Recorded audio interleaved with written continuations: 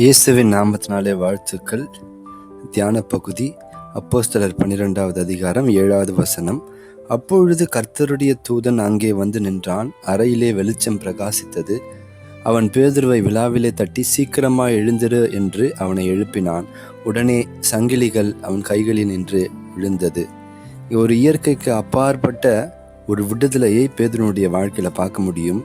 பாருங்க, ஏரோது ராஜா என்ன பண்றான், யாக்கோபை பட்டயத்தினால கொலை செய்த உடனே யூதர்களுக்கு அது ரொம்ப சந்தோஷம் ஆயிடுச்சு. உடனே அவன் என்ன பண்றான், பேதுருவையும் பிடித்து அவனையும் கொலை செய்யும்படியாக ஒரு தீர்மானம் பண்ணி வைக்கிறான். பஸ்கா பண்டிகைனால அது முடிஞ்ச பிறகு செய்யலான்னு சொல்லி காத்துட்டு இருக்கிறான். இதுக்கு நடுவில் சபையார் பேதுருவுக்காக ஊக்கமாய் ஜெபித்து கொண்டிருக்கிறாங்க. இது ஒரு பக்கம் இருக்க பாருங்க, தேவனை நம்புகிற அல்லது விசுவாசிக்கிற அல்லது தேவனை அறிந்து கொண்ட ஒரு மனுஷனுடைய வாழ்க்கை எப்படி இருக்கும் அப்படின்னா, நாளைக்கு வெளியே கொண்டு வர போறாங்க. நாளைக்கு ஒரு வேளை அவனுக்கு மரணம் ஏற்படலாம்.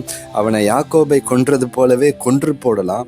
இது நிச்சயமா பேதுருவுக்கும் தெரிய வந்திருக்கும். ஆனால் வேதம் சொல்லுகிறது, அந்த சூழ்நிலையில ஒரு மனுஷன் எப்படிப்பட்ட தூக்கம் அப்படின்னு யோசிச்சு பாருங்க. நம்ம வாழ்க்கையில ஏதோ ஒரு பிரச்சனை இருக்கு, ஒன்றும் இல்லைங்க, நாளைக்கு ஒரு பரீட்சை இருக்கு அப்படின்னாலோ, இல்லை ஒரு ரிப்போர்ட்டை குறித்து நாளைக்கு ரிசல்ட் வரப்போகுது அப்படின்னாலோ, அன்னைக்கு இரவு பார்த்தீங்க அப்படின்னா நம்ம அவ்வளவு எளிதில் நமக்கு தூக்கம் வராது. ஆனால் பேதுருவுக்கு நாளைக்கு ஒருவேளை மரணம் சம்பவிக்க போகிறது என்று நாள் குறிக்கப்பட்டிருக்கிறது. ஆனா வேதம் சொல்லுகிறது, அவன் எப்படி நித்திரை பண்றானா, ஒரு நிம்மதியான தூக்கம். ரொம்ப ஆச்சரியம், அந்த ஒரு நிம்மதியான தூக்கம். அப்ப இதுக்கு காரணம் என்ன அப்படின்னு யோசித்து பார்க்கும் பொழுது வெரி சிம்பிள்.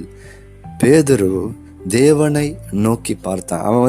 அவன் சூழ்நிலையையோ அல்லது பிரச்சனையையோ அவன் தன் கண்களுக்கு முன்பாக கொண்டு வராம, ஹல்லேலூயா, பிரச்சனையை பார்க்கிலும் பெரிதான தேவனை அவன் நோக்கி பார்த்தான். நம்ம அநேக நேரத்தில் நம்ம வாழ்க்கையில் ஏன் பயங்களும் இப்படிப்பட்ட சூழ்நிலைகளும் வருது அப்படின்னா, நம்ம பிரச்சனையை அதிகமாக நம்ம பெரிதாக்கி பார்க்கிறோம், இல்லை பிரச்சனையை நம்ம பெருசாக பார்க்குறோம்.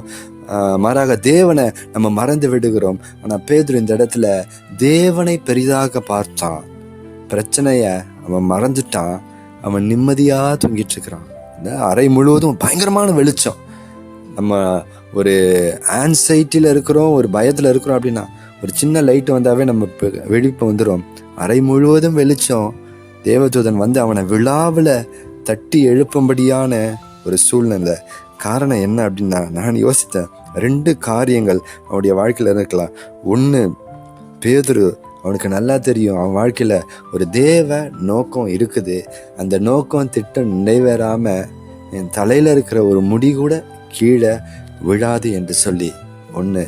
2வது என்ன யோசிக்கலாம் அப்படின்னா, இன்னைக்கு நான் மரித்தாலும் நான் என்னுடைய கண்கள் கர்த்தருடைய சமூகத்தில் விழிக்கும். யோபு சொல்கிறான், அந்நிய கண்கள் இல்லை, என் கண்களே அவரை பார்க்கும் என்று சொல்லி.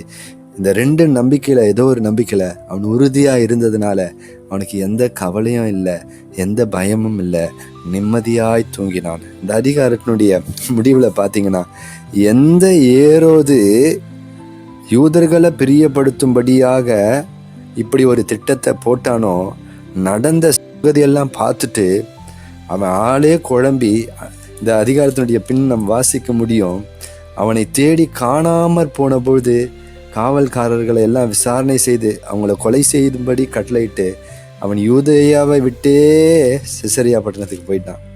இது ஒன்றுமே எனக்கு புரியல. 1ஆம் காவல், 2ஆம் காவல், இவ்வளவும் நடந்து எப்படி ஒரு மனுஷன் தப்பிக்க முடியும்? கர்த்தருடைய வல்லமை. அவன் யோசித்தது பேதுருவையும் கொல்ல வேண்டும் என்று சொல்லி. ஆனால் நடந்தது என்ன? அந்த ஏரோதே அந்த இடத்துல இல்லாமல் எதிரி சிதறுண்டு அவன் வேற ஒரு தேசத்துக்கு ஓடி போனான்னு தான் சொல்ல முடியும். பிரியமானவர்களே, கர்த்தரை நம்புகிற மனுஷனுடைய வாழ்க்கையில், விசுவாசிக்கிற மனுஷனுடைய வாழ்க்கையில் இப்படிப்பட்ட பெரிய காரியங்கள் நடக்கணும். கர்த்தர் நிச்சயமாய் நம்ம வாழ்க்கையிலையும் செய்வார். நம்முடைய கண்களை அவர் மேலே மாத்திரம் வைப்போம், பிரச்சனையின் மேலே அல்ல. கர்த்தர் காரியங்களை வாய்க்க செய்வார். God bless you.